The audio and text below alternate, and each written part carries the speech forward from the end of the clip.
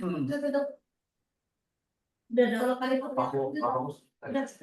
udah, Bapak. Oke, udah, kalau kali. Kalau sudah ada di slide share, coba di slide, Pak. Buka slide-nya.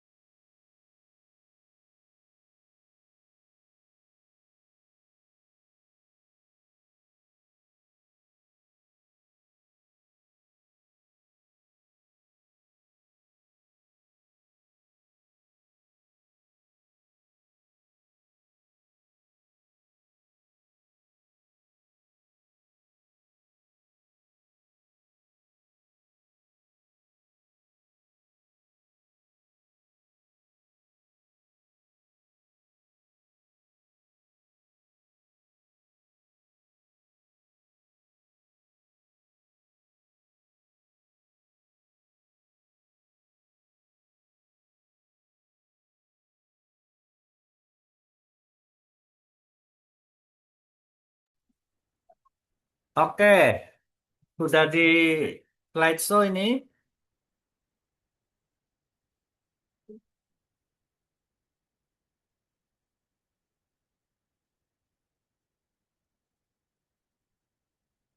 Belum ada yang respon, ini nggak terdengar kali suara saya. Mas Sarah, udah, kok tadi didengar kok. Sudah terdengar dok untuk suara. Oh, sudah. Ya, Oh, izin dok, sudah dok. ya, oke, baik. Selamat siang. Jadi, topik saya tentang tumor jaringan lunak. Ya, tentu dengan tata laksananya. Sebagai seorang GP nantinya, Anda mempunyai kompetensi untuk membuat diagnosis dan memberikan treatment. Oke, treatment untuk bedah tentunya pada tumor jaringan lunak Anda diperbolehkan melakukan tindakan surgery hanya pada tumor jinak jaringan lunak. Artinya Anda harus bisa memilah-milah mana yang jinak, mana yang ganas. Jangan sampai Anda melakukan yang ganas, melakukan treatment. Untuk yang ganas, Anda sampai diagnosis saja. Sedangkan yang jinak boleh kalau Anda ingin melakukan tindakan surgery. Untuk tumor jaringan lunak, tentunya adalah tumor-tumor yang tumbuh berkembang di jaringan lunak. Ya, jaringan penyangga. Jadi jaringan lunak itu dari kulit, terus turun ke bawah subkutis.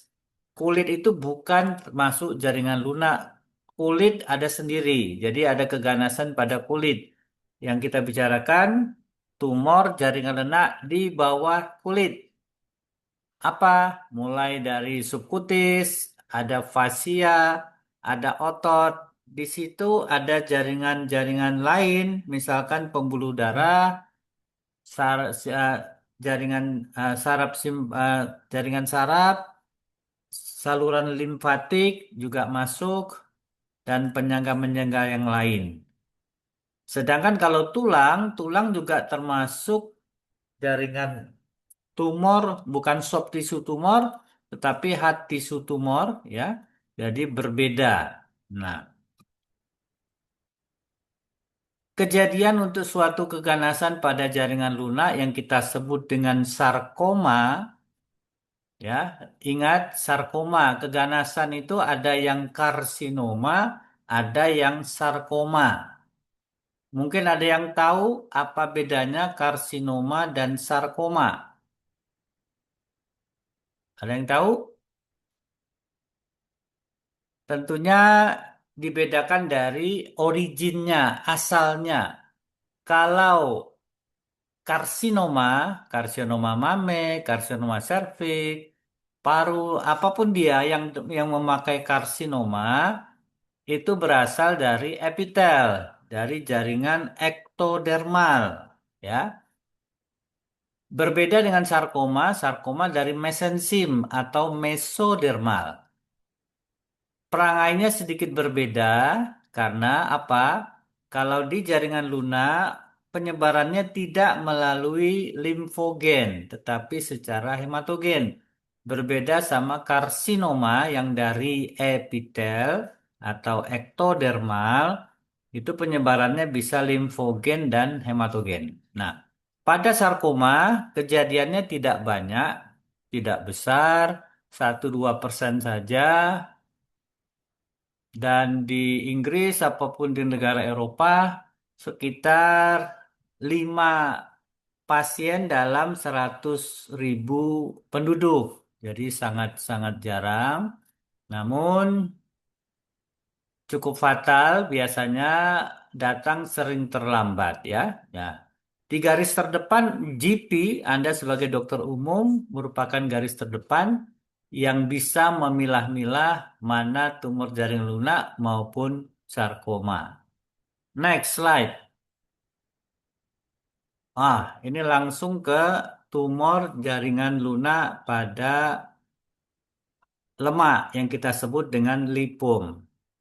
Sekali lagi, pertumbuhan tumor jinak dan ganas berbeda dalam hal sama-sama dia bisa tumbuh, tetapi doubling time-nya atau percepatan pertumbuhannya berbeda. Tentunya kalau ganas lebih cepat.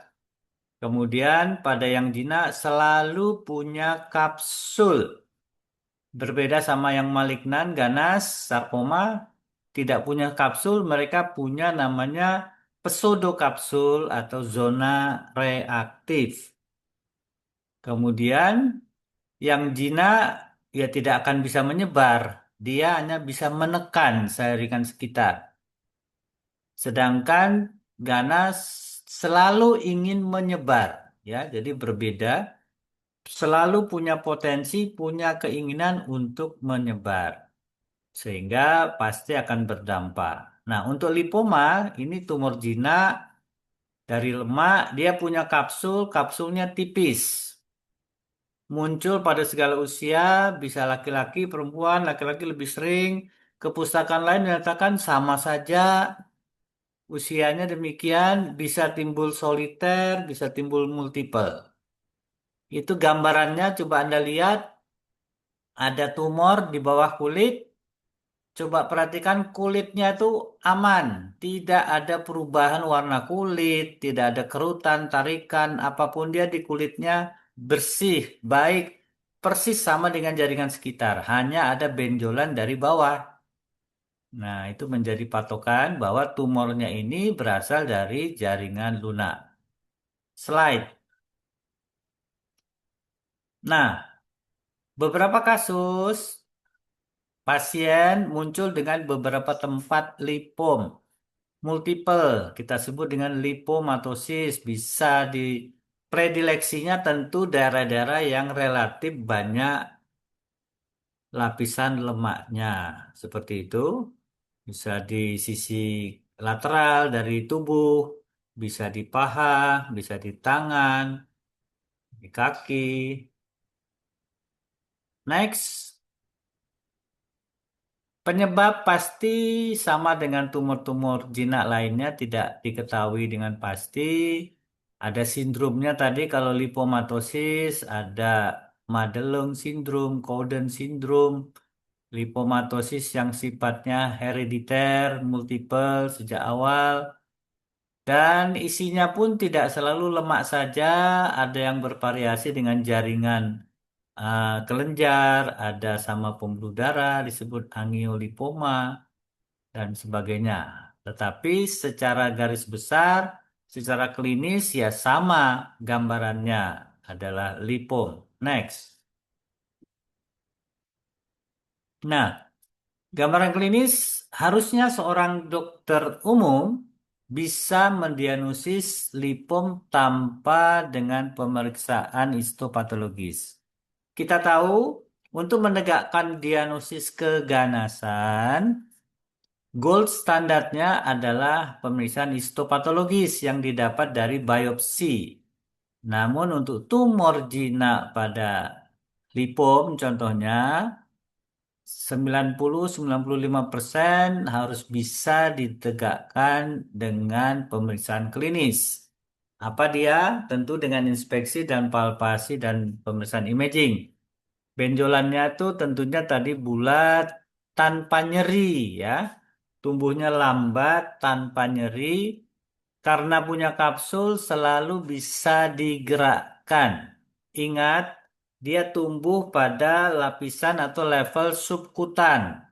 Subkutan itu sebelah bawahnya adalah fasia, sebelah atasnya kulit. Dan dia punya kapsul sehingga pasti dia tidak akan melekat ke dasar maupun ke atas. Tidak melekat ke dasar maupun ke atas. Ya, nanti dalam pemeriksaan klinis Anda harus membuktikan itu.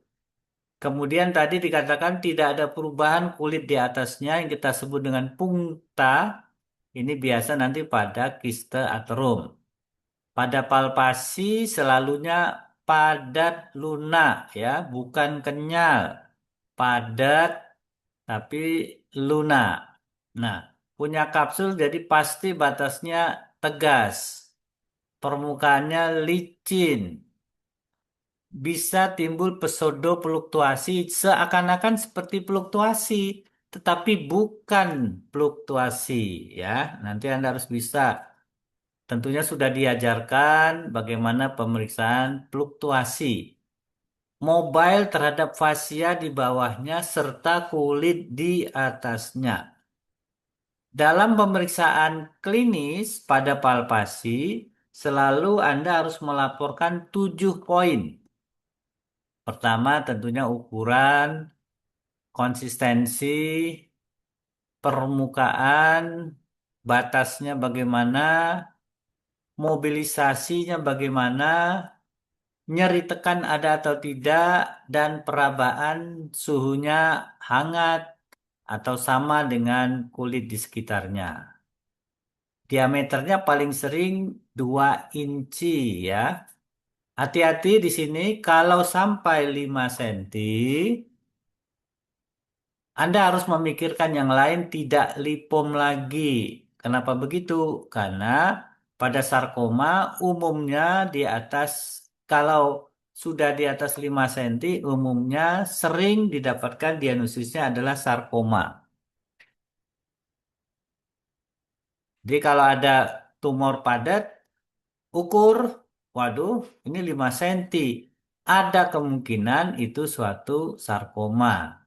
Bukan berarti yang 3 cm pasti jinak, tidak juga. Ya, jadi itu menjadi salah satu poin. Next, nyeri jika tumbuh cepat tapi jarang, biasanya menekan saraf saja. Kemudian ditemukan, nah, jika ditemukan di sebelah dalam, maksudnya disebut deep lipoma atau di dalam. Tadi kan lapisan subkutan itu di atas fasia, di bawah fasia barulah otot. Jika dia tumbuh atau didapat intramuskuler, sebagian besar ganas. Ya, jadi jadi nanti harus menentukan nih lokasinya di mana, di dalam atau superficial. Nah, secara mikroskopis isinya hanya sel-sel lemak sama kapsul saja. Next. Diagnosis tentunya dengan pemeriksaan fisik, inspeksi, palpasi, anamnesis. Namun kalau Anda punya imaging dengan USG cukup, USG bisa memeriksa dengan baik.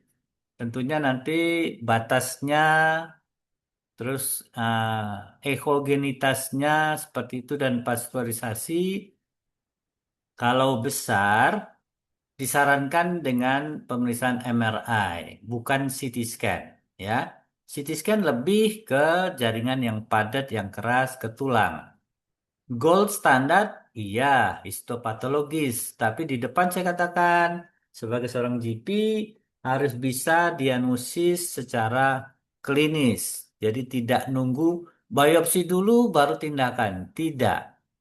Silahkan Anda melakukan tindakan kalau dari pemeriksaan fisik memang sudah sesuai suatu lipoma. Next.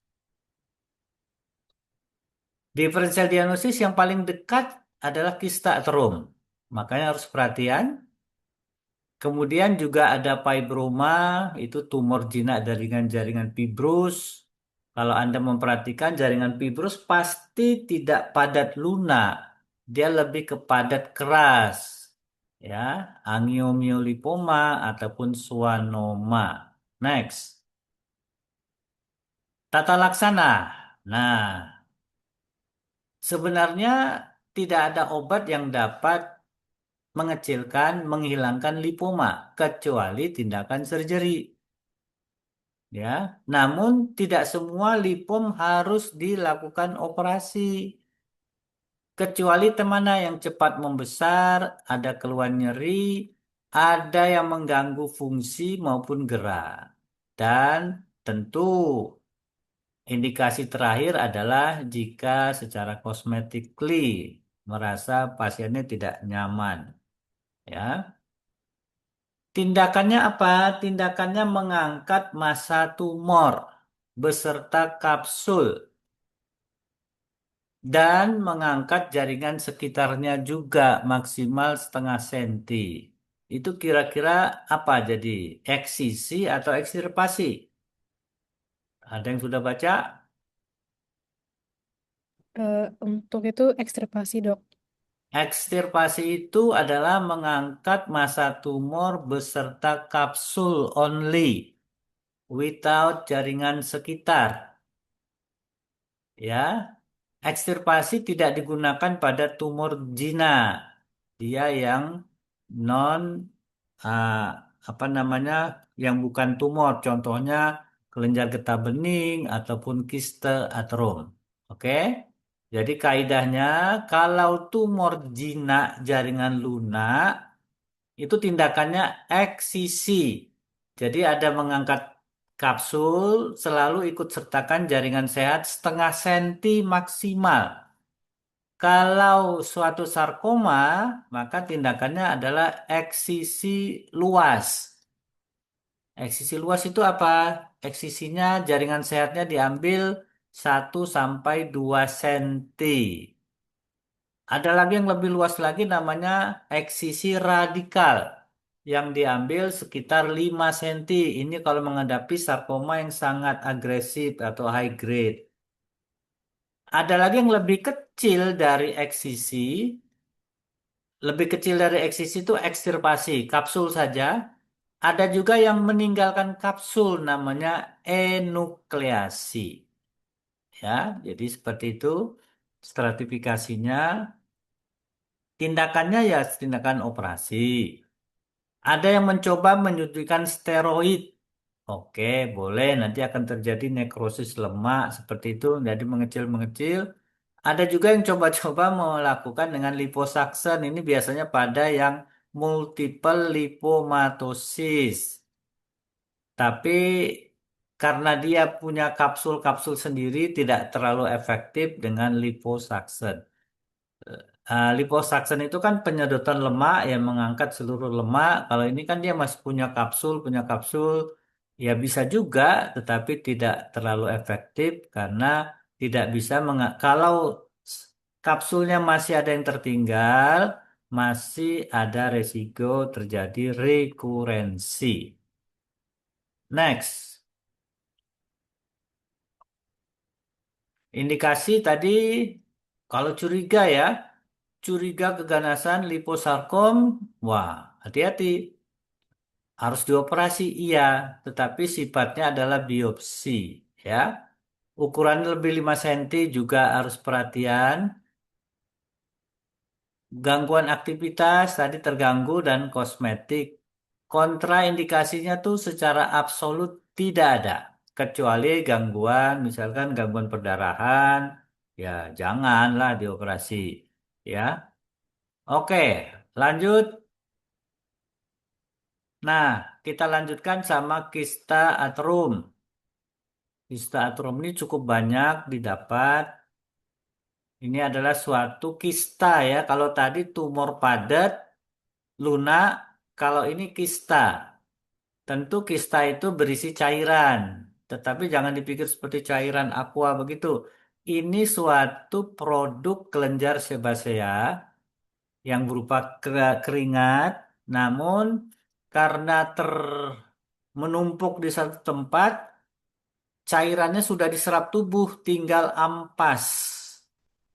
Jadi yang terbentuk adalah bubur ya. Jadi seperti bubur, buburnya putih, berbau asam nanti dia punya kantong. Oke, gambarannya seperti itu. Letaknya tentunya di yang oranye itu kulit, yang yang kuning itu subkutan. Jadi dia tumbuh dari intrakutan terus sampai membesar di subkutan ya. Sehingga dia mempunyai hubungan sama dunia luar melalui pungta tadi. Ini akan berakibat dia akan melekat pada kulit. Kalau lipom tadi tidak melekat karena dia kapsul saja semua tidak ada pungta. Dan pada sisi dalam dia karena kantong juga mobile sama dengan lipom tadi. Yang berbeda adalah pada kulit. Sering terjadi pada usia ya usia 20-30. Lokasinya biasanya pada tempat-tempat yang relatif banyak kelenjar keringat. Next. Nah, itu gambarannya. Di belakang biasanya kenapa? Karena sulit dibersihkan, kurang perhatian. Gambarannya menonjol di kulit, kulitnya ada perubahan warna. Beda sama lipom. Konsistensi pasti berbeda dan dia lebih menonjol kan lebih terlihat. Next,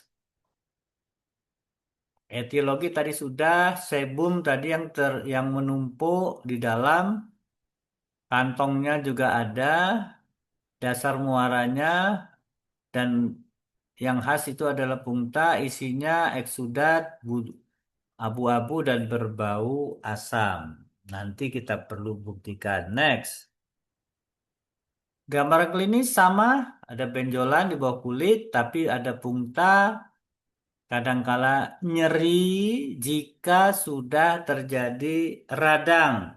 Ingat, dia punya hubungan sama dunia luar, sehingga dia bisa terjadi infeksi dan itu akan nyeri. Berbeda sama lipom, lipom tidak pernah radang karena nggak berhubungan sama dunia luar dan tidak pakai nyeri. Ditemukan di daerah yang banyak kelenjar sebasea, ya segala muka, kepala, telinga, leher, punggung, di daerah genital juga bisa. Next, tuh ada pertumbuhan lambat, dome shape ya, bentuk bulat, punta, bubur, ya. Nah, ingat yang paling bawah, biasanya mereka datang memeriksakan diri jika sudah ada infeksi sekunder. Kenapa? Karena sudah mulai nyeri, mulai rasa tidak nyaman. Dia tumbuhnya pasti perlahan, jadi tidak terlalu mengganggu. Tapi kalau sudah infeksi, barulah terasa tidak nyaman. Next,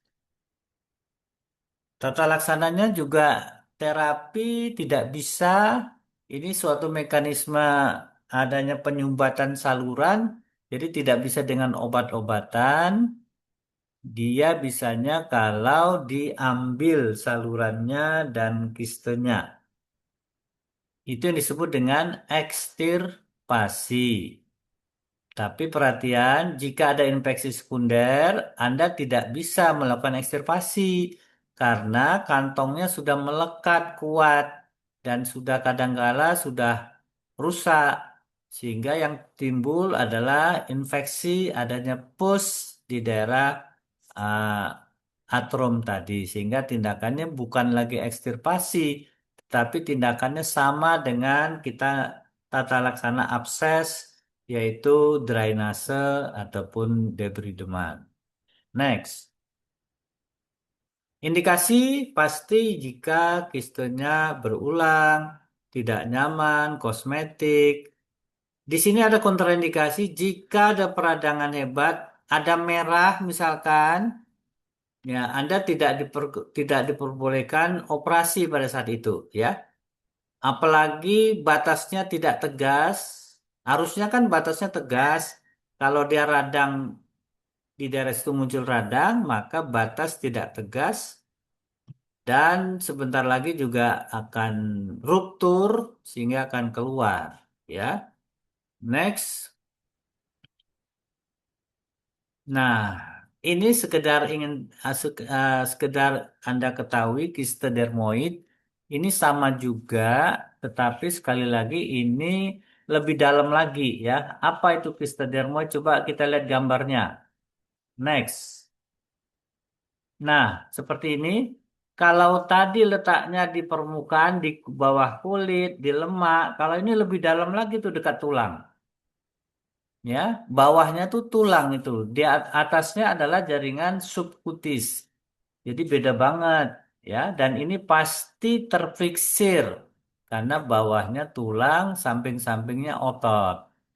Ini Anda perlu diketahui, ini tidak bidang Anda untuk dilakukan tindakan, ya.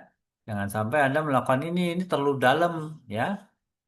Bagaimana membedakannya gampang banget. Kalau tadi kedua lipom sama atrum, ya dia mobile terhadap dasar. Kalau ini sangat terfiksir sama bagian dasarnya. Kembali, slide-nya kembali. Nah, ini kelainan bawaan biasanya di daerah yang gangguan fusi secara embrional, di dahi, di sudut luar mata, pangkal hidung. Isinya bisa berbagai macam jaringan-jaringan dermoid. Ya, bisa rambut di situ, ada unsur-unsur kulit, ada kista dan sebagainya. Next. Lanjut. Satu lagi yang Anda juga harus tahu, ini ganglion. Ini kista juga, tapi nggak ada hubungannya sama saraf. Judulnya aja namanya ganglion. Ini adalah suatu kantong berisi cairan sinovial atau cairan pembungkus tendo atau sarung tendo. Dia semacam karena ada daerah yang lemah, semacam berbentuk tonjolan seperti pada hernia gitu, ada yang menonjol berisi cairan. Isinya cairan sendi atau jelly-like fluid tadi kental, umumnya di daerah persendian, ya. Kalau atrium tadi kista di daerah yang relatif banyak kelenjar keringat. Kalau ini di pergelangan, tangan, di kaki, di lutut, seperti itu. Next. Nah, lihat gambarnya, itu di daerah wrist joint, ada di pedis, seperti itu. Nah, ganglionnya muncul di daerah antara persendian. Next. Nah, itu lebih jelas lagi. Jadi ada sendi dan daerah lemah, dia keluar cairannya sendi membentuk suatu nomor 6 ini. Nah, nomor 6 dia membentuk rongga berisi cairan. Yang bawah, yang nomor B itu dari sarung tendo. Ada darah yang lemah, cairannya keluar, membentuk kiste, ya. Jadi pemeriksaan fisik bagaimana? Pasti permukaannya rata, dia kistik dengan fluktuasinya, namun tidak bisa mobile ataupun tidak bisa digerakkan. Kulit di atasnya tidak melekat. Next. Nah, bulat biasanya kadangkala terasa nyeri dan di daerah pergelangan. Terus lanjut. Biasanya pada orang yang OA atau osteoartritis, juga pada orang-orang yang sering cedera kecil-kecil pada sendi atau tendo. Lanjut. Nah, tindakannya apa? Umumnya pasiennya tidak nyaman, kadangkala terasa nyeri dan cosmetically tidak nyaman juga. Karena di lengannya, di tangannya terlihat ada benjolan, sehingga tindakannya karena itu ada kantong yang melemah berisi cairan, nggak mungkin cairan sendinya kita hilangkan, habiskan. Ya, jadi daerah yang lemah itu aja yang kita tutup. Bisa juga dengan disedot saja, dengan kita sebut dengan aspirasi, tapi umumnya cairannya kental sehingga agak sulit juga untuk diaspirasi. Dan ini bukan kompetensi Anda. Ini harus Anda kirim ke dokter bedah atau ke ortopedi untuk tindakan. Lanjut. Nah, seperti itu. Yang kuning itu diaspirasi. Kalau jarumnya kecil kadang tidak keluar karena sangat kental. Kalau bisa aspirasi berhasil, dia akan hilang, tapi akan mengisi lagi terus begitu dan bolak-balik. Next.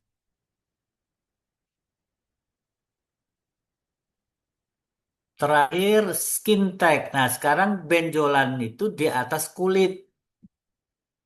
Bisa tumor kulit dan sebagainya, tapi yang pada sesi ini yang saya sampaikan adalah skin tags. Kita lihat dulu gambarannya seperti apa skin tags. Nah, mungkin di antara kalian juga ada yang punya skin tags. Ya, di leher biasanya. Bisa juga di tempat lain. Umumnya karena urusannya sama iritasi kronis, ya. Slide-nya mundur.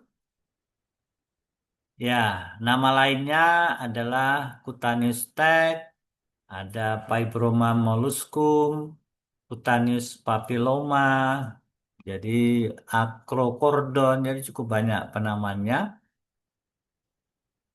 Biasa di leher, aksila maupun di lipat paha. Lanjut, terus, nah ini ada faktor-faktor resiko, biasanya obesitas. Mereka yang hamil, diabetes juga, AVP juga dikatakan, serta penggunaan steroid yang lama.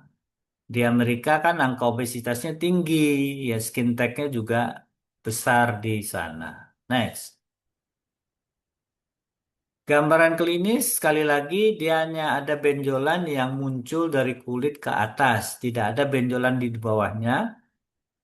Bentuknya irregular. Yang khas adalah punya tangkai yang kita sebut dengan peduncula.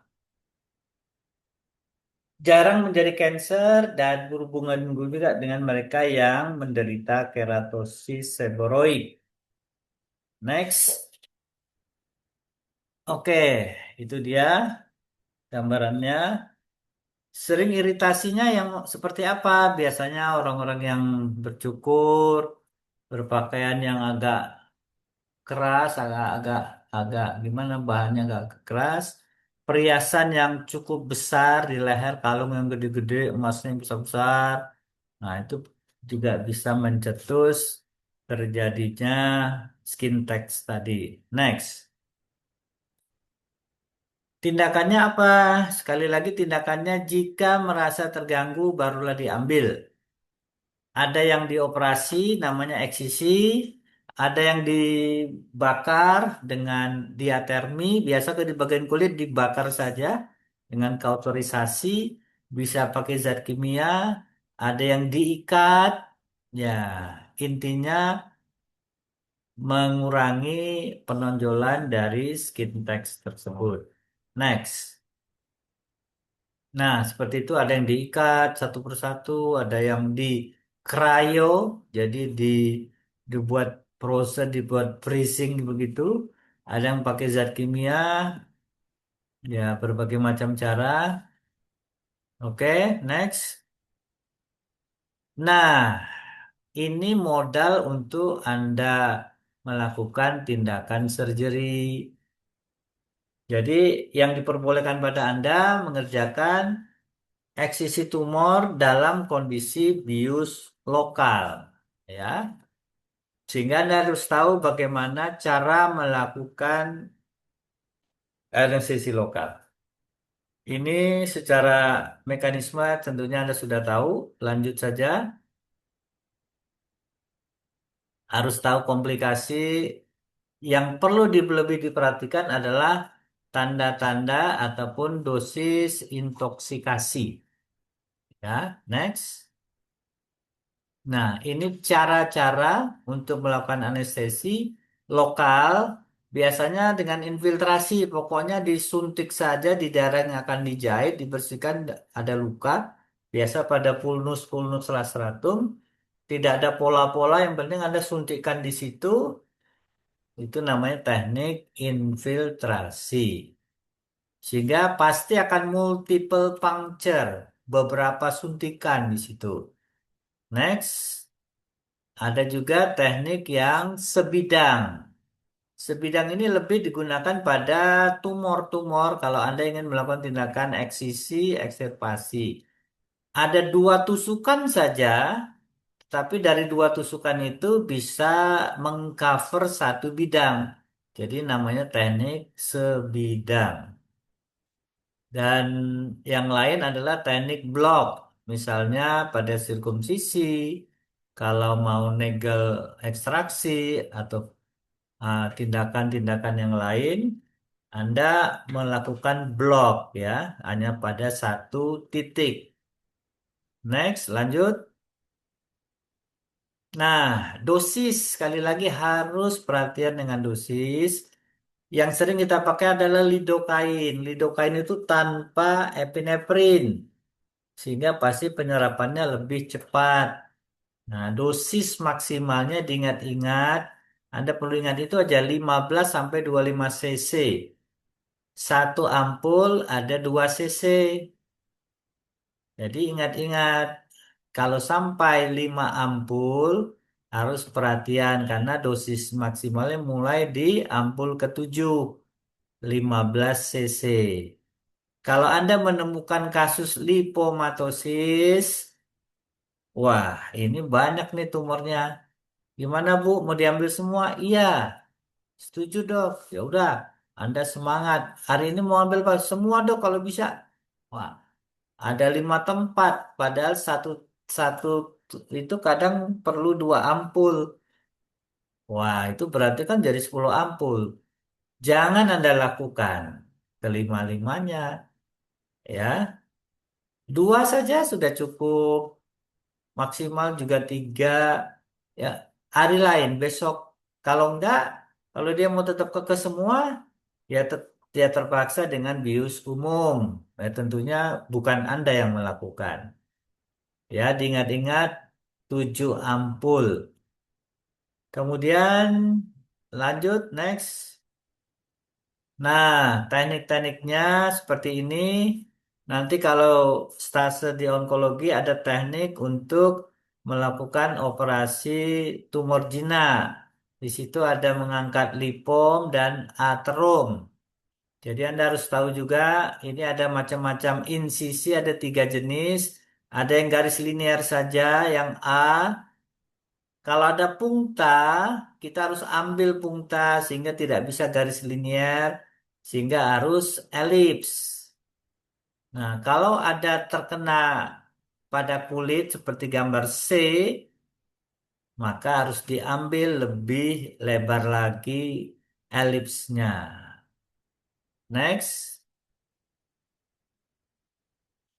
ini yang lakukan nanti akan Anda lakukan ekstirpasi atrium. Pertama nanti melakukan injeksi lokal dengan teknik sebidang.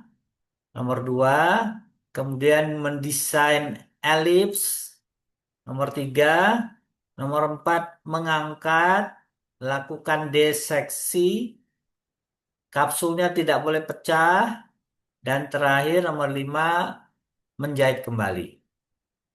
Next. Nah, ini jika tumornya di kulit tadi. Lanjut. Nah, kerjakan dengan baik, gentle, menggunakan alat. Ya, lega artisnya kita pakai alat. Tidak seperti gambar berikut. Next.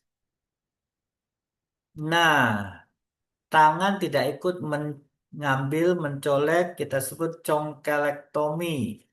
Ya, bisa dicungkil saja dengan tangan, jari bisa, tapi bukan seperti itu secara lega artisnya.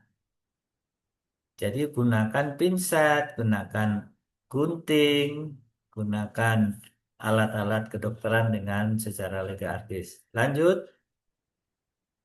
Nah, terakhir tugas Anda ini SOP. Kalau Anda tidak melakukan ini, Anda jadi salah. Walaupun tumornya sudah diambil, Anda tidak mengirim ke PA, Anda bisa dipersalahkan. Jadi, semua yang keluar dari tubuh pasien, terutama tumor, harus di PA. Jadi, Anda harus menulis lembar permintaan PA ini. Bagaimana cara menulis, menggambar, apa nanti mau pakai larutan apa saja, formalin baper berapa banyak. Nah, disitulah Anda harus melakukan supaya nanti kalau suatu waktu menjadi GP melakukan operasi, Anda sudah siap untuk mengirim PA. Dan tindakan surgery ini tidak boleh dilakukan jika belum ada slide berikut. Ya. Belum ada tindak persetujuan, ya. Apa yang diperhatikan di sini, Anda harus sampaikan komplikasi, resiko, harus ada saksi. Tidak boleh hanya berdua saja, pasiennya sama dokter sama pasien doang yang tanda tangan. Wah, nanti Anda dipersalahkan. Harus ada saksi yang lain, ya. Boleh petugas administrasi, OB juga boleh, bagian cleaning service juga boleh, atau keluarganya pasien. Itu akan membuat Anda lengkap selesai untuk tindakan dan tentunya setelah itu ada pemberian obat-obatan untuk pasien tersebut. Next, masih ada slide-nya? Sudah habis, Dok. Sudah habis. Oke. Jadi itu saja yang Anda harus perhatikan. Tumor jinak, tumor ganas harusnya ada slide di depan tadi, tapi kok pada ini kok nggak ada ya? Ya udah, harusnya ada slide ke arah sarkoma, pemeriksaannya dan sebagainya. Ya udah, itu saja dulu. Mungkin ada yang ingin bertanya, silakan. Saya izin bertanya, Dok. Ya, silakan. Perkenalkan nama saya Najiba dari kelompok satu.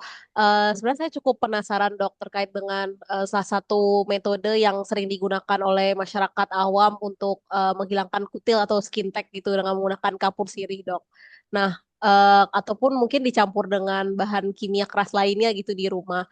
Apa saja risiko dari tindakan tersebut dan apakah dengan menghilangkan skin tag dengan metode tersebut juga bisa memperbesar rekurensi dari tumbuhnya kutil itu lagi, begitu, Dok? Terima kasih. Ya, tadi kan kita bicarakan skin tax, ya kan? Tapi Anda mengajukan contohnya tadi pada kasus apa tadi?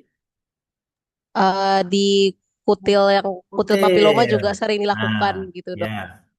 Ya, jadi tindakan seperti itu kan seperti tadi, ada yang dibakar, ada yang di frozen, ada juga menggunakan zat kimia. Seperti itu tadi, intinya kan hanya menghilangkan bagian yang di superficial saja di atas kulit.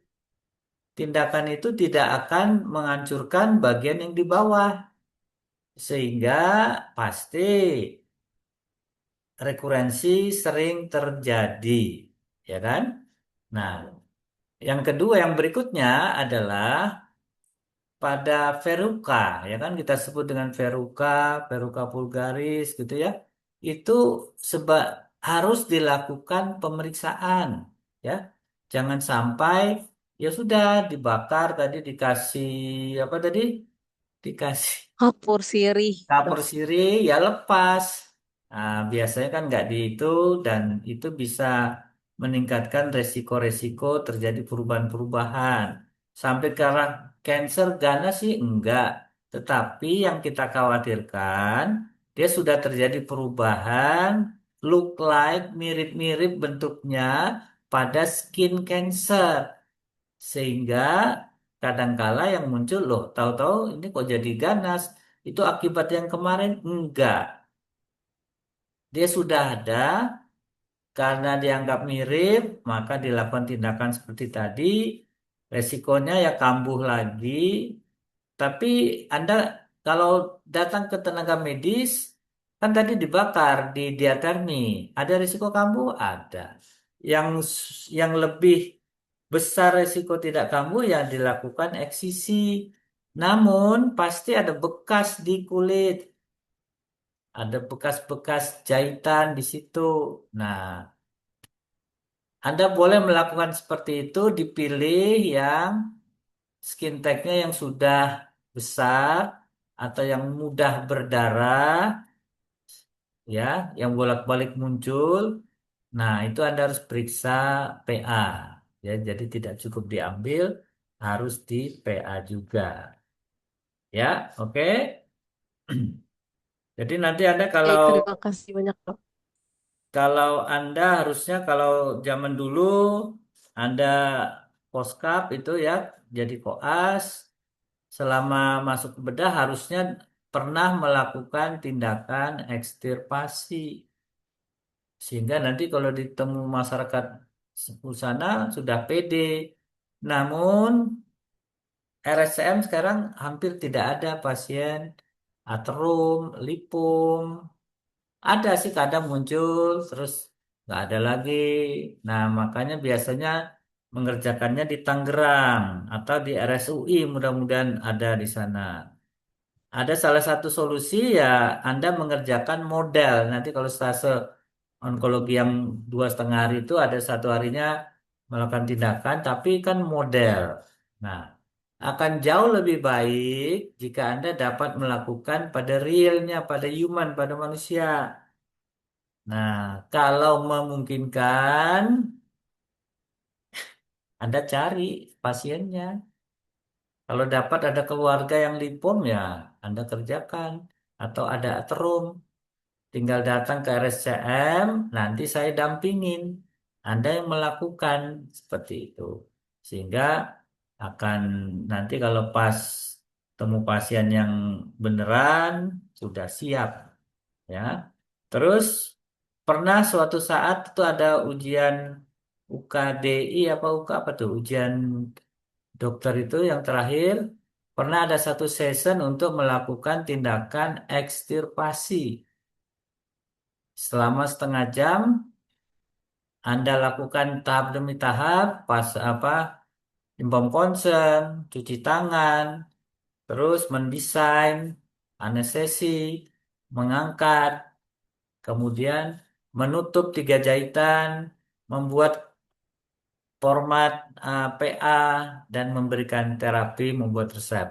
Itu ujian, kalau nggak salah UKD tahun berapa dulu, itu 30 menit harus selesai. Waduh, cukup. Tapi saya kira dengan nanti Anda di onkologi, ya harusnya bisa melakukan itu. Oke, masih ada pertanyaan? Sejauh ini sudah sangat jelas, Dok. Terima kasih banyak, Dok. Oke, nanti kalau masih belum jelas, nanti pas stase silahkan bertanya lebih detail dan mungkin praktek sekaligus ya. Saya kira demikian cukup. Terima kasih. Terima kasih banyak Dokter Terima Erwin atas presentasinya, kasih, Dok. dok. Terima kasih, Dok.